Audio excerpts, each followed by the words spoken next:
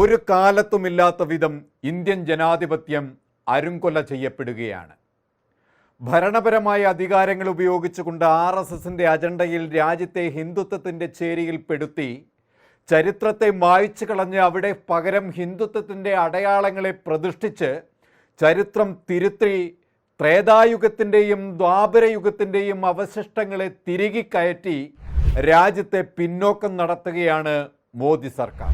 പഴയ രാജഭരണത്തിൻ്റെ അധികാരമോഹം മോദിയെ വല്ലാതങ്ങ് ആശ്ലേഷിക്കുന്നതായി കാണാം നമുക്ക്. അതുകൊണ്ടാവാം മോദി ഇന്ത്യൻ ജനാധിപത്യത്തെ തകർക്കാൻ രാജ്യവ്യാപകമായി വോട്ട് കൊള്ള നടത്തിയത്.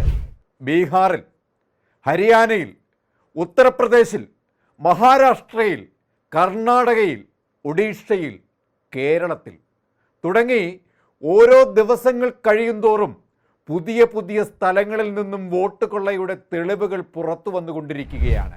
എല്ലാം മോദി എന്ന പ്രധാനമന്ത്രിയുടെ കരാളഹസ്തങ്ങളുടെ പിൻബലത്താൽ. ഞാൻ ഇനി പറയുന്ന കാര്യം ഏറെ രസകരവും എന്നാൽ ഇന്ത്യയെ സംബന്ധിച്ച് ഏറെ ദാരുണവുമാണ്. മോദിയുടെ സ്വന്തം മണ്ഡലമായ വാരണാസിയിലും അട്ടിമറി നടന്നു എന്ന് തെളിയുകയാണ് ഞാൻ പറയുന്ന ഈ കാര്യത്തിലൂടെ. വാരണാസിയിൽ ബലൂപ്പൂർ വാർഡിൽ B24/19 വീട്ടിൽ താമസിക്കുന്ന രാം കമൽ ദാസ് എന്ന ഒരാൾക്ക് 50 മക്കൾ ഉണ്ട് പോലും എന്നാണ് ഇലക്ഷൻ കമ്മീഷന്റെ വോട്ടർ പട്ടികയിൽ കാണിക്കുന്നത്. ഈ മക്കൾക്ക് എല്ലാവർക്കും അതേ മണ്ഡലത്തിൽ തന്നെ വോട്ടുമുണ്ട്. ഇത് കണ്ടെത്തി രാഹുൽ ഗാന്ധി ചോദ്യമുയർത്തിയപ്പോൾ അതിന് വ്യക്തമായ മറുപടി തെരഞ്ഞെടുപ്പ് കമ്മീഷന് ഉണ്ടായിരുന്നില്ല. ഈ വോട്ട് തട്ടിപ്പിൽ മറുപടിയില്ലാത്ത തെരഞ്ഞെടുപ്പ് കമ്മീഷനെതിരെ ഇപ്പോൾ പുതിയ ഒരു ആരോപണം കൂടി പുറത്തു വരികയാണ്. 6 മാസം കൊണ്ട് ഒരു അസംബ്ലി മണ്ഡലത്തിലെ ക്രമക്കേടാണ് രാഹുൽ ഗാന്ധി കണ്ടുപിടിച്ചതെങ്കിൽ വെറും 6 ദിവസം കൊണ്ട് മുൻ കേന്ദ്ര സഹമന്ത്രിയും മോദിയുടെ സ്തുതി പാഠകനുമായ അനുരാഗ് ഠാക്കൂർ 6 ലോക്സഭാ മണ്ഡലങ്ങളിൽ കൃത്രിമം നടന്നിട്ടുണ്ട് എന്ന് ആരോപിച്ചത്. ഇലക്ഷൻ കമ്മീഷന്റെ സഹായത്തോടെ ആണ് ഈ ആരോപണം ഉന്നയിക്കപ്പെട്ടത് എന്നാണ് വ്യാപകമായി പ്രചരിക്കുന്നത്. ഇതിൽ വയനാട്ടിൽ നടന്നു എന്ന് പറയുന്ന കൃത്രിമം ഇപ്പോൾ അമ്പെ പൊളിഞ്ഞ് പാളീസായിരിക്കുകയാണ്. അതവിടെ നിൽക്കട്ടെ.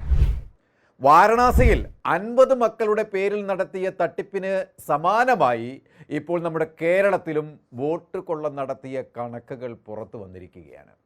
നമുക്കതെന്താണെന്നൊന്ന് പരിശോധിക്കാം. ഈ തൃശ്ശൂർ, നമ്മുടെ സുരേഷ് ഗോപി മത്സരിച്ച് ജയിച്ച തൃശ്ശൂർ, ആളൊഴിഞ്ഞ വീടുകളും ഫ്ലാറ്റുകളും കേന്ദ്രീകരിച്ച് പുറത്ത് നിന്നും താമസിക്കുന്ന ആളുകളുടെ അഡ്രസ്സുകൾ ഉൾപ്പെടുത്തിയുമൊക്കെ വൻ അട്ടിമറി ഈ സുരേഷ് ഗോപി നേരിട്ട് നടത്തിയതിൻ്റെ തെളിവുകൾ പുറത്തു വന്നിരുന്നു. അതിന് പിന്നാലെയാണ് ഇല്ലാത്ത മക്കളുടെ എണ്ണം പെരുപ്പിച്ച പുതിയ ഒരു വാർത്ത കൂടി വരുന്നത്. തൃശ്ശൂർ ആവണശ്ശേരി 69-ാം ബൂത്തിൽ 17 വോട്ടർമാരുടെ രക്ഷകർത്താവ് BJP പ്രാദേശിക നേതാവ് CV അനിൽകുമാറിൻ്റെ പേരാണ്. വോട്ടർമാരുടെ അച്ഛൻ്റെയോ ഭർത്താവിൻ്റെയോ പേരിനൊപ്പം ഈ അനിൽകുമാറിൻ്റെ പേരുള്ളത്. അനിൽകുമാർ ആകട്ടെ ബൂത്ത് നമ്പർ 69-ലെ BJP ബൂത്ത് ഏജന്റുമായി. അനിൽകുമാറിൻ്റെ വോട്ട് സ്വന്തം വീടിൻ്റെ വിലാസത്തിലുമാണ്. 10/382 വീട്ട് നമ്പറിൽ ബൂത്തിലെ 404-ാം വോട്ടറായിരുന്നു ഈ അനിൽകുമാർ. ഈ വിലാസത്തിൽ അനിൽകുമാർ, ഭാര്യ, മകൻ എന്നിവർക്കാണ് വോട്ടുള്ളത്. എന്നാൽ 17 കള്ളവോട്ടും തെരഞ്ഞെടുപ്പിന് മുന്നോടിയായി പട്ടികയിൽ കൂട്ടിച്ചേർത്തതാണ് എന്നാണ് തെളിഞ്ഞിരിക്കുന്നത്. വോട്ടർ പട്ടികയിൽ 1432 മുതൽ 1563 വരെയുള്ള നമ്പറിലാണ് ഈ 17 വോട്ടുകൾ കൂട്ടിച്ചേർക്കപ്പെട്ടത്. ഇവരിൽ 5 പേർ സ്ത്രീകളാണ്. 20 വയസ്സ് മുതൽ 61 വയസ്സ് വരെയുള്ളവരുടെ വോട്ടുകളാണ് ഇങ്ങനെ കൂട്ടിച്ചേർക്കപ്പെട്ടത്. അനിൽകുമാറിൻ്റെ തറവാട് വീട് മറയാക്കിയാണ് ഈ കൂട്ടിച്ചേർക്കൽ നടന്നത്. ഈ വീട്ടിൽ അനിൽകുമാറിൻ്റെ അമ്മ മാത്രമാണ് താമസിക്കുന്നത്. വോട്ടർ പട്ടികയിൽ 17 പേരുടെയും വീടിൻ്റെ മേൽവിലാസം വ്യത്യസ്തവുമാണ്. BJP ഭരിക്കുന്ന അവണിശ്ശേരി പഞ്ചായത്തിൽ BJP അനുഭാവിയായ ഉദ്യോഗസ്ഥൻ്റെ സഹായത്താലാണ് ഇത് നടന്നിട്ടുള്ളത്. അവിണശ്ശേരി ചെറുവത്തേരി സ്വദേശിയായ BLO ആ പ്രദേശത്തെ സജീവ BJP പ്രവർത്തകനാണ്. ഈ ബൂത്തിൽ 175 വോട്ടുകളാണ് കൂട്ടിച്ചേർത്തത്. ഇതിൽ 174 വോട്ടർമാർക്കും വീട്ടു നമ്പർ ഇല്ല എന്നുള്ളതും വളരെ ശ്രദ്ധേയമാണ്. കണ്ടില്ലേ, BJP എന്ന അധികാരത്തിൻ്റെ തണലിൽ എന്തുമാത്രം വോട്ട് കൊള്ളയാണ് നാട്ടിൽ നടക്കുന്നത്. ഇങ്ങനെ പോയാൽ കള്ളക്കളിയിലൂടെ രാജ്യത്തെ പിടിച്ചടക്കുകയും രാജ്യത്തിനെ മുഴുവനായും BJPയുടെ കാൽച്ചുവട്ടിൽ എത്തിക്കുക എന്ന സ്ഥിതിവിശേഷത്തിലേക്ക് അടുക്കുകയും ചെയ്യുന്ന ചെയ്തികളാണ് BJP സംഘപരിവാർ നടപ്പിലാക്കുന്നത്. എന്നാൽ BJPയുടെ രാഹുൽ ഗാന്ധി പറയുന്നത് 146 കോടി ജനം മോദിയുടെ കാൽച്ചുവട്ടിൽ അഭിമാനം അടിയറവ് വെച്ചവരല്ല. പണം കൊടുത്തും അധികാരം ഉപയോഗിച്ചും വർഗീയതയുടെ അടിമത്തത്തിൽ തളച്ചിടുകയും ചെയ്ത വളരെ കുറഞ്ഞ ഒരു പക്ഷം മാത്രമാണ് മോദി നിങ്ങളുടെ അപ്പുറം വലിയൊരു വിഭാഗം 65% ഇന്ത്യക്കാർ പുതിയ സ്വാതന്ത്ര്യത്തിനായി മുറവിളി കൂട്ടുന്നുണ്ട്.